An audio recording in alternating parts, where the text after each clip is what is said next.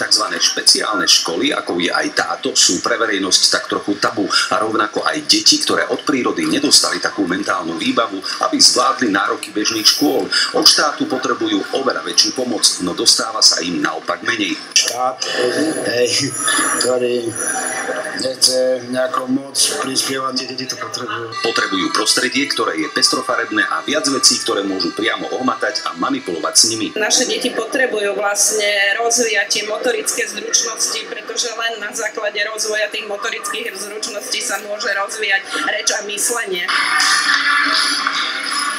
Pohyb je ich život a možno práve preto snívajú o krásnom ihrisku. Ihrisko, kazačka, tam povinní, kvety a ešte veľa ľudí. Vodačky, že?